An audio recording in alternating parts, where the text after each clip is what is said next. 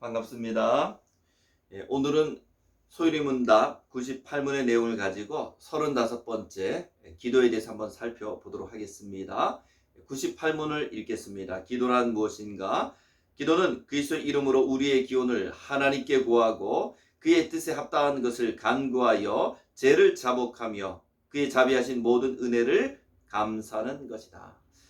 기도에 대해서 몇 가지로 설명드리도록 하겠습니다. 소율이문답에서는 첫 번째, 기도는 그리스도의 이름으로 해야 된다라고 말씀하고 있습니다. 왜 우리가 예수님의 이름으로 해야 됩니까? 예수님께서 요한복음 14장 13절 말씀 보니까 이제부터는 내 이름으로 구하라 이렇게 말씀하고 있습니다. 하나님 앞에 나갈 때 예수님의 이름으로 기도하라라고 말씀했고요.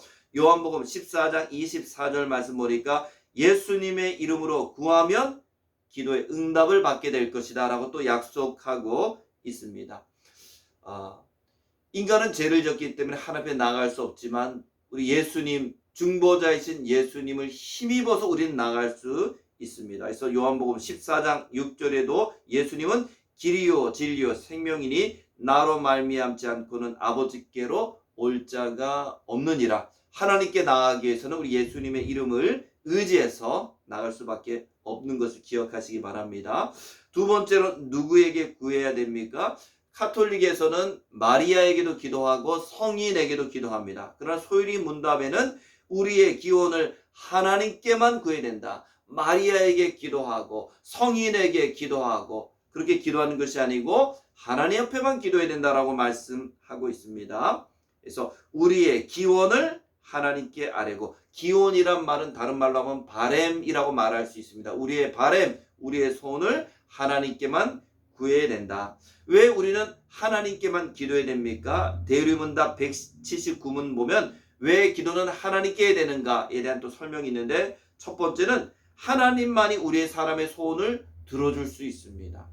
사람이 사람의 소원을 들어주는 것은 한계가 있습니다. 병도 사람이 못 고칠 병이 있습니다. 사람이 해결하지 못할 문제도 있습니다. 그러나 하나님에게는 어려운 것이 없기 때문에 우리가 하나님 앞에 기도하는 것입니다. 또 열왕기상 8장 39절 말씀 보니까 우리가 기도하면 하나님께서 하늘에서 들으신다라고 말하고 있습니다. 우리 작은 신음에도 들으시고 응답하시는 하나님을 믿기 때문에 기도하는 것이고요. 또 미가서 7장 18절 말씀 보니까 우리가 기도할 때 하나님은 우리의 허물을 사해 주신다. 우리 죄를 용서함을 받는 것은 하나님으로부터밖에 용서함을 받을 수 없기 때문에 하나님의 사유하심을 믿고 하나님 앞에 기도하는 것입니다. 자, 세 번째, 기도에는 어떤 내용이 포함되어 있어야 됩니까? 소율이문답에는 크게 이제 세 가지를 말하고 있습니다.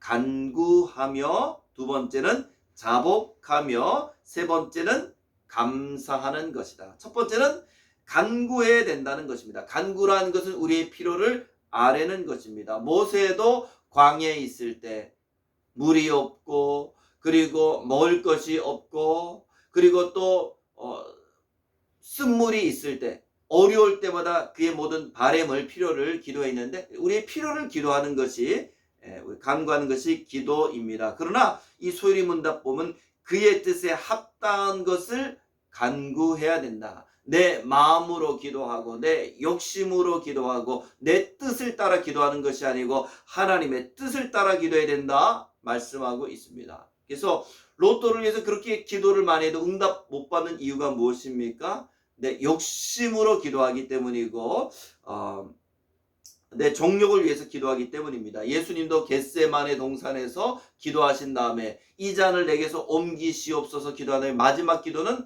아버지의 뜻대로 하시옵소서. 우리에게도 그런 기도의 자세가 필요합니다. 두 번째는 죄를 자복하며, 기도에는 반드시 회개 기도가 필요합니다. 우리 주기도문 할 때도 우리의 죄를 용서해 달라고 기도합니다.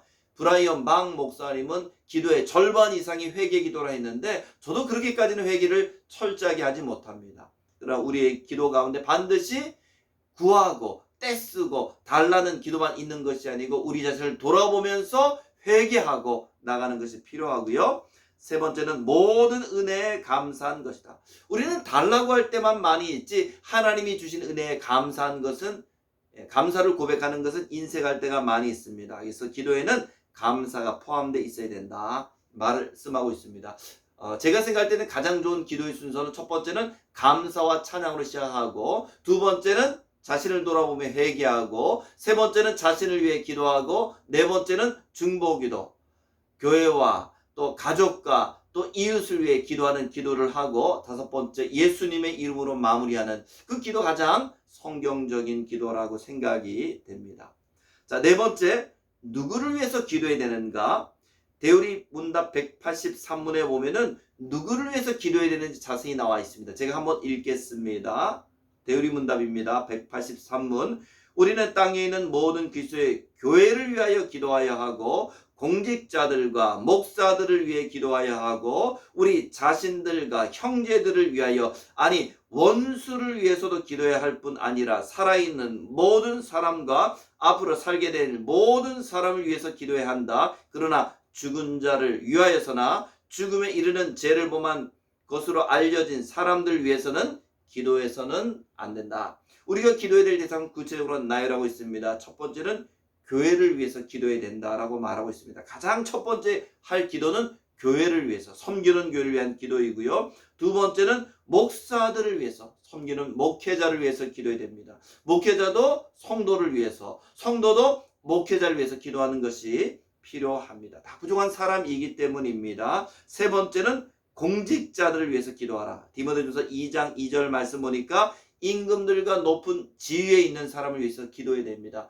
그들이 바르게 판단하고 바르게 정책을 집행할 수 있도록 공직자들을 위해서 기도하는 것이 필요하고요.